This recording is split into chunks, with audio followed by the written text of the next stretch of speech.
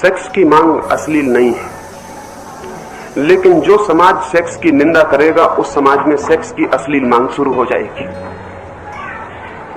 Sex की मांग अश्लील नहीं है, लेकिन सप्रेसिव सोसाइटी सेक्स की मांग को अश्लील रास्तों पर ले जाएगी।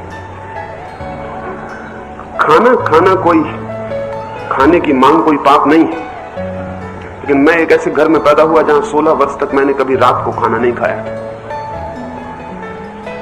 और सोचता था कि रात खाना खाया तो नरक गया। न कभी घर में किसी को खाते देखा था, और जो आसपास खाते थे तो घर के लोगों का भाव भी देखा था कि वो सब नरक जाने वाले। 16 साल तक घर के बाहर भी ज्यादा नहीं गया था, तो मुझे कभी रात खाने का मौका भी नहीं आया। एक बार कुछ मित्रों के साथ पिकनिक पे गया, कॉलेज में पहुंचा तो वो तो सब रात को खाने वाले थे। पहाड़ पर दिन भर घूमे, थक गए, उन्होंने दिन तो खाने की कोई फिक्र न की, रात खाना बनाना शुरू किया। अब मैं दिन भर का भूखा हूं, थका मांदा हूं, उनके खाने की सुगंध सामने ही खाना बन रहा है। मेरा पूरा मन तो इंकार कर रहा है कि खाना मत खाना, क्योंकि इससे बड़ा कोई पाप नहीं है। और भूख कह रही है कि खाना खाना ही पड़ेगा, असंभव है रोकना। फिर उनके खाने की सुगंध घेर रही, फिर उन सबका मनाना भी आकर्षण दे रहा है कि खाइए, इससे क्या बिगड़ता है, हम सब नरक जाएंगे तो तुम भी चले चलना, इतने लोग सब नरक जाएंगे। उनकी बात आखिर में मान ली, खाना खा लिया। खाना तो खा लिया, लेकिन रात में 3 बार वॉमिट हुई। जब तक पूरा खाना नहीं निकल गया तब तक मैं रात में सो नहीं सका। उस दिन मैंने यही सोचा कि ये पापपूर्ण चीज थी, इसलिए वॉमिट हो गई। आज मैं जानता हूं पापपूर्ण होने से कोई संबंध ना था। मेरा जो विरोध था, मेरी जो निंदा थी, मेरे जो मन का भाव था, मेरी जो सप्रेसिव दिमाग था कि नहीं खाना है, उसने रिवोल्ट पैदा किया है, उसने वॉमिट भी पैदा कर दी। अब तो बहुत बार खा रहा हूं, अब वॉमिट नहीं होती। इतने लोग खा रहे हैं, उन्हें नहीं होती। उस दिन मैंने यही समझा था कि वॉमिट जो है वो पाप को बाहर फेंक देने के लिए है। सेक्स की मांग तो स्वाभाविक है, न हो तो आदमी बीमार है। वो मांग तो स्वाभाविक है, लेकिन उस स्वाभाविक मांग को अगर हम सब तरफ से निंदा करें और रोकने की कोशिश करें तो मांग अश्लील बन जाएगी, पापपूर्ण बन जाएगी, और उस आदमी को भी लगने लगेगा कोई अपराध का काम हो रहा है, वो उससे चोरी से भी करने लगेगा और ऐसे उपाय खोजेगा जहां वो मांग भी पूरी हो जाए अश्लील और कोई बाधा भी ना पड़े। अब 2 ही उपाय हैं, या तो वो पिक्चर देख के पूरा कर ले और या सड़कों पर चलती स्त्रियों के वस्त्र छीन ले। एक ही उपाय है, या तो वो कविता पढ़ के पूरी कर ले या बाथरूम में गालियां लिख के पूरी कर ले। वो कुछ उपाय खोजेगा और उस उपाय से एक नई मांग पैदा होगी, एक नया बाजार पैदा होगा। मैं ये नहीं कह रहा हूं कि सेक्स की मांग गलत है, मैं ये कह रहा हूं कि सेक्स के संबंध में हमारी जो धारणा है दुश्मनी की, वो गलत है। वो दुश्मनी की धारणा अश्लीलता पैदा करती। अश्लीलता दमन का सहज परिणाम है, और जितना स्वस्थ समाज होगा उतना कम दमन वाला होगा, उतनी कम अश्लीलता होगी, क्योंकि चीजों के तथ्यों को हमने स्वीकार कर लिया होगा। एक छोटा सा बच्चा पूछ रहा है, एक छोटे से बच्चे के मन में भी जिज्ञासा है कि लड़की का शरीर कैसा है, एक छोटी लड़की के मन में भी जिज्ञासा है कि लड़के का शरीर कैसा है, और हम सबने उसके शरीर ढांके हुए हैं। और जिज्ञासा बिल्कुल स्वाभाविक है, क्योंकि लड़के को लड़की कुछ अलग मालूम पड़ती है, लड़की को लड़का कुछ अलग मालूम पड़ता है। घर के लोग अलग अलग होने का भाव भी पैदा करते हैं, कॉन्शियसनेस भी पैदा करते हैं कि वो लड़का है, वो लड़की है। लड़का गुड्डी खेल रहा हो तो इंकार करते हैं कि क्या लड़कियों जैसा काम कर रहे हो। स्वाभाविक है कि वो जानना चाहे कि फर्क क्या है, भेद क्या है, और कभी उसको पूरा नहीं देखा है तो वो छिपके देखना चाहता है। वो डॉक्टरी का खेल खेल के और लड़की के घांगरे के भीतर घुस जाना चाहता है। वो कुछ ना कुछ उपाय खोजेगा। अब ये उपाय अश्लील हुए चले जा रहे हैं, ये उपाय खतरनाक हुए चले जा रहे हैं। इनका इजाद करने वाला बच्चा नहीं है, इनका इजाद हम करवा रहे हैं, हम उसको रोक रहे हैं। अगर लड़के और लड़कियां नंगे साथ खेल रहे हो, स्नान कर रहे हो, एक उम्र तक नंगे बड़े हो रहे हो, और कोई कॉन्शियसनेस न दी जा रही हो कि ये शरीर अलग, ये शरीर अलग, वो उसके अलगपन से परिचित हो गए होंगे, वो बड़े हो गए होंगे। आज भी आदिवासी समाज में शरीर के प्रति वो जुगुप्सा नहीं है जो हम में है, क्योंकि शरीर खुले हुए हैं। जुगुप्सा का सवाल क्या है? सीक्रेसी नहीं है तो अश्लीलता का सवाल क्या है? एक आदिवासी को हैरानी ही होती है ये बात देख के कि स्त्रियों के स्तनों का इतना प्रचार विज्ञापनों में हो, फिल्मों में हो।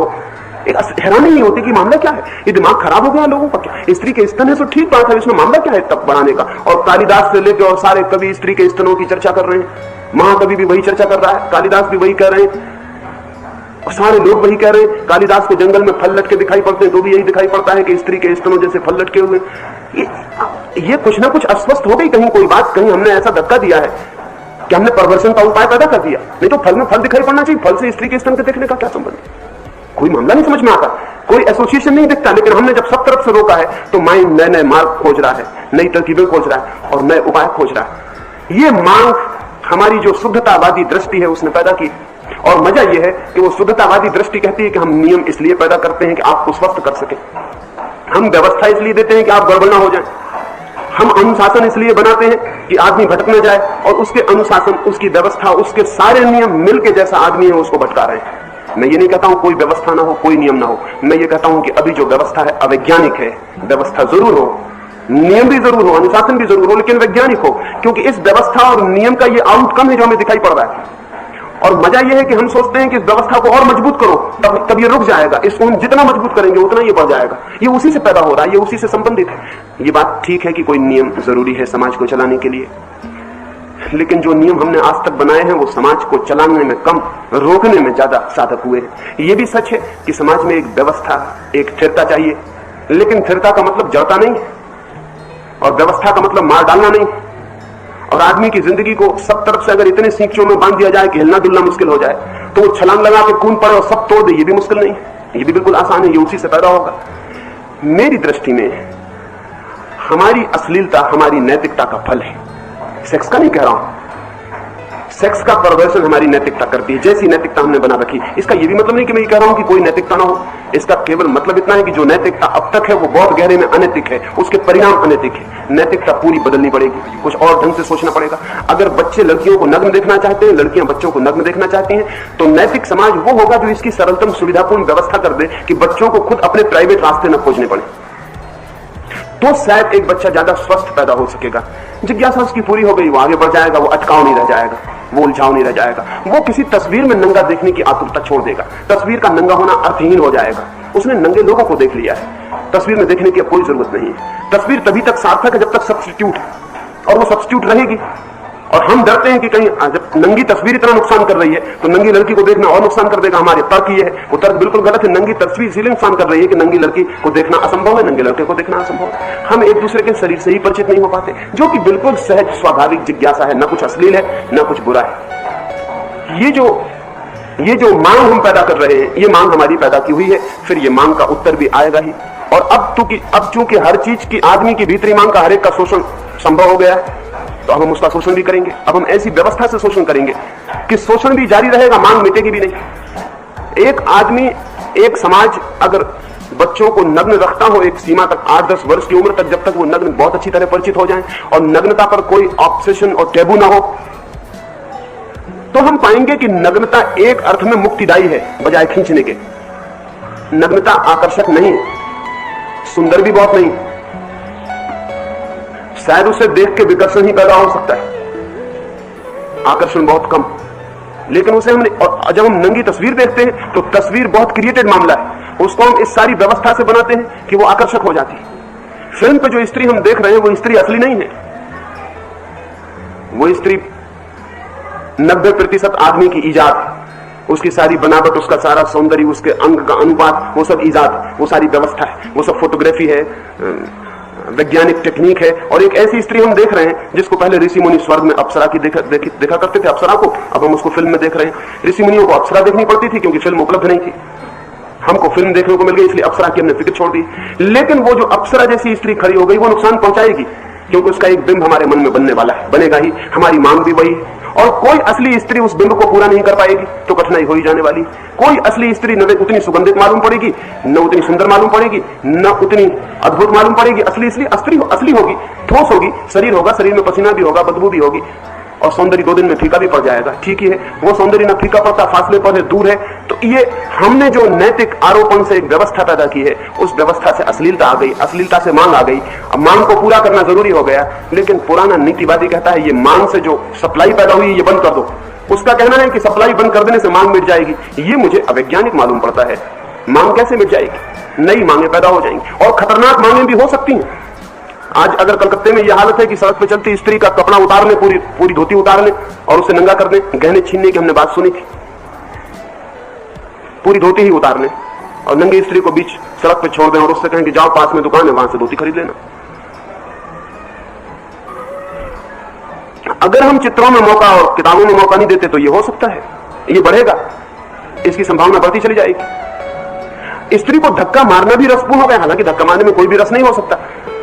एक प्रेमपूर्ण स्पर्श में तो रस हो सकता है, लेकिन सड़क पर चलती है कि स्त्री को धक्का मार के निकल जाने में कौन सा रस हो सकता है, ये समझ के बाहर है। लेकिन जब प्रेमपूर्ण स्पर्श का कोई उपाय न रहा हो तो धक्का मारना भी रसपूर्ण हो सकता है।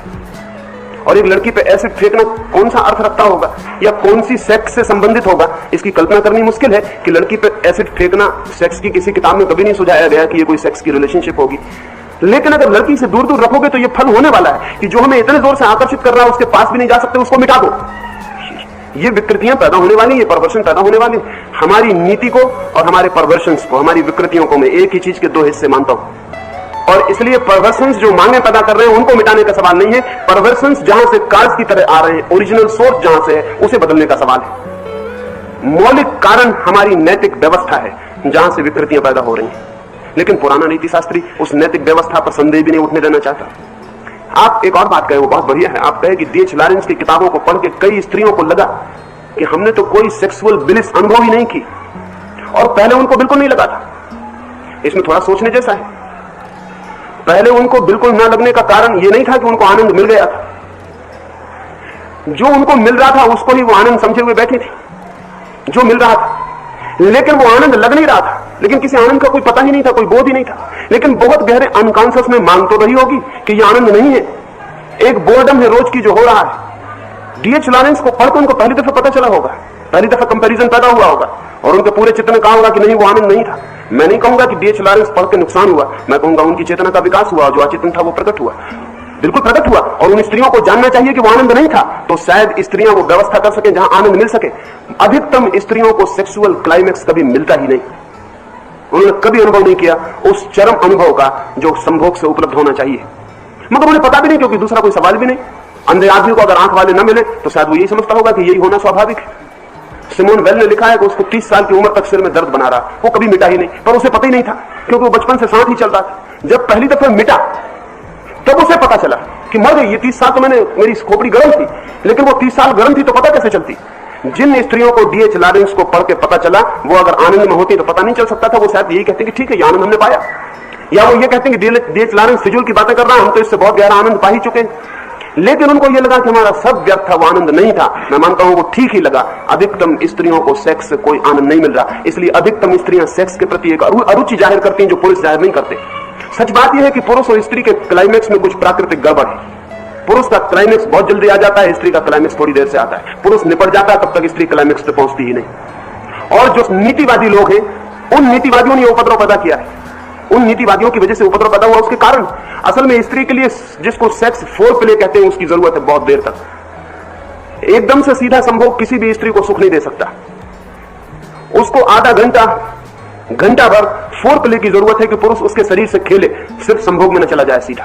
उसके शरीर से इतना खेले कि वो करीब करीब सेक्सुअलिटी से भर जाए, उसका रोआ रोआ सेक्स से भर जाए, और तब अगर संभोग हो तो वो करीब करीब एक साथ क्लाइमेक्स को छू सकते हैं। नहीं तो वो छू नहीं पाते, स्त्री ठंडी ही रह जाती है। लेकिन दूसरे की स्त्री के साथ तो फोर प्ले हो सकता है, अपनी स्त्री के साथ फोर प्ले करने की कौन सुविधा पाता है? कैसे सुविधा पाएगा? कौन जरूरत समझता है? एक एक्ट है जिसको निपटाया और खत्म किया, वो 2-4 मिनट में निपट जाता है। तो स्वभावतः स्त्रियां ऊब जाती हैं और उनको लगने लगता है कि सब गंदगी, और इसलिए तो वो साधु सन्यासियों के पास पहुंचती हैं जहां वो समझाते हैं कि सब गंदगी, ये सब नरक है, इसमें कुछ सार नहीं। और उनको जचती है ये बात कि ये सार नहीं है कोई, क्योंकि सार उन्हें कभी दिखाई नहीं पड़ा।